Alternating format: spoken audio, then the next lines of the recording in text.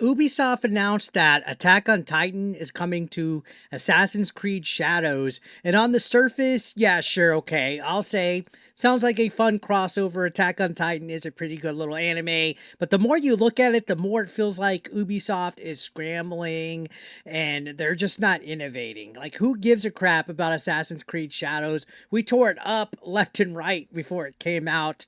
This update isn't exactly raising hype, at least not to me. I'm sure there's Attack on Titan fans out there that are just nutting all over the place, but what is the identity of Assassin's Creed at this point?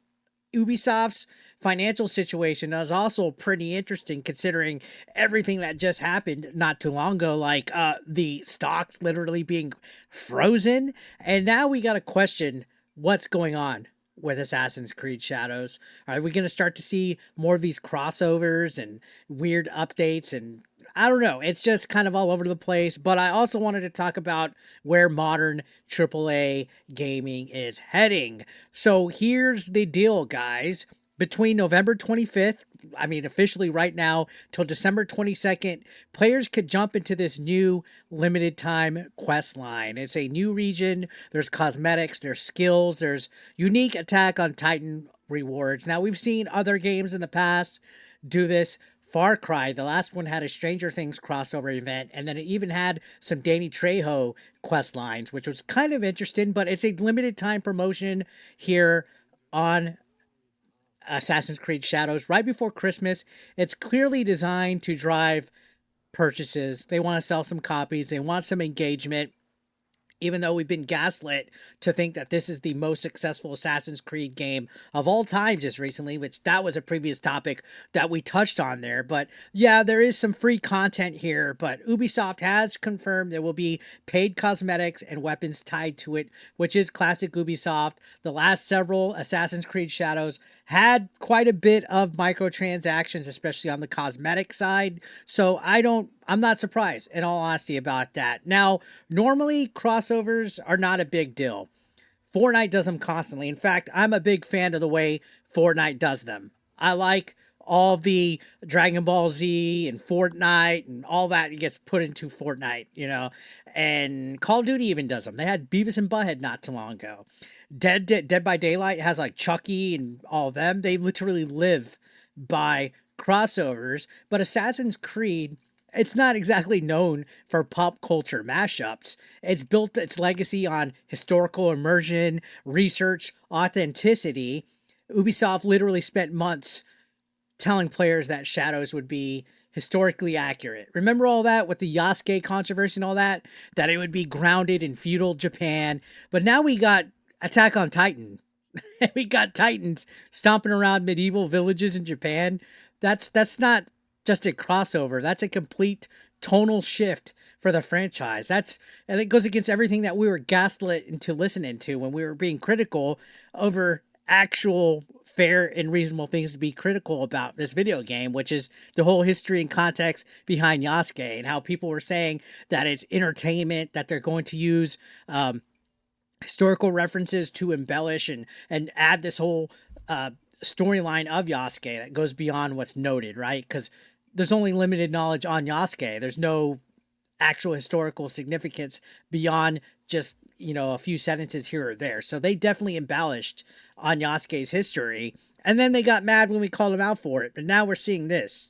We're literally seeing this. Now, what makes this worse is Ubisoft's own words. Remember, before launch, the game director was adamant that Shadows would be historically accurate. Like I'm saying, we had real figures like Numinaga, real events, real cultural representation. Ubisoft said they chose Japan specifically because it matched Assassin's Creed commitment to authenticity. They made a huge hoopla about it. So how does that line up when we got a giant naked monster swinging through rooftops in the same exact world? I get it. I'm not upset. It's a video game, right? But it's just kind of funny how quickly Ubisoft changes. And it doesn't make sense. Ubisoft knows that, which is why this feels less like creativity and more like a decision to try to make money because they need it. It's coming right on Christmas. They're going to be promoting it. They're going to be marketing it. It's going to get eyeballs. It's going to make them some sales. Behind the marketing, Ubisoft keeps bragging that Shadows exceeded expectations. yet they refuse to release actual sales numbers. And that's all I want. Show me some sales numbers. Instead, they're using vague stats like session days and players engaged and player engagement. But if a game is selling well, publishers will announce units sold immediately. We haven't even seen that. We haven't seen any kind of, oh, this many millions of units sold. We've only seen this many millions of players engaged.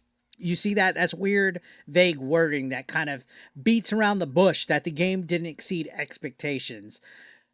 When people don't brag about their game selling, like Expedition 33, when they sold over 1 million copies, they immediately pushed it. When they don't do that stuff, that's usually a sign that the numbers aren't great. And when a game underperforms, publishers reach for anything, for something attention grabbing, like a flashy crossover like Attack on Titan. Now, this is an industry trend, and even though I am a Fortnite fan, this is the Fortnite trend. Once Epic proved that crossovers print money, every publisher wanted a piece, guys. Not because it fits their world, but because it's profitable. It's safe, it's fast content, it sparks FOMO. Right? People have a fear of missing out. They want to buy the cosmetics. It keeps quarterly reports from looking catastrophic. And trust me, Ubisoft needs all the reports they can to not look catastrophic. But eventually, every franchise starts to feel the same. You get a content blender with no identity, and Assassin's Creed becomes another brand chasing that, a brand that's just chasing trends instead of leading them. That's a loss for everybody. Not that I was really pulling for Assassin's Creed Shadows, but here's the uncomfortable truth that Ubisoft refuses to admit. They won't acknowledge that players are owning the actual game, Assassin's Creed Shadows, and they're not even downloading the free DLC. That means people are checked out of it. That means people don't care to continue. Shadows didn't fail because of one character, even though it is debatable with Yasuke, or a setting. It failed because the experience didn't stick. It didn't land right. It didn't hit me in the fucking balls. It didn't make me want to sink my teeth. The gameplay just didn't resonate, guys. Plain and simple. I haven't heard anybody brag about this game except the people over there like, oh, let's stick it to the chuds. Let's make sure this game does good. Brag about the game to me besides, oh, it's okay. All right. The world didn't feel exciting. And Ubisoft trying to distract from that instead of fixing it just makes it worse. You're distracting with this crossover. And I'm not trying to sound real bitter about it and stuff like that. This crossover isn't really about Attack on Titan, guys. It's about their future. Can a company that's lost player trust and diluted its franchises and monetize every single thing they make find its way back to prominence? Or is this the final step towards turning Assassin's Creed into a themed storefront, even more than it already is, instead of a meaningful series? I think we'll see. We'll even see if this hits. Maybe I'll have to put my foot in my mouth and this will do good.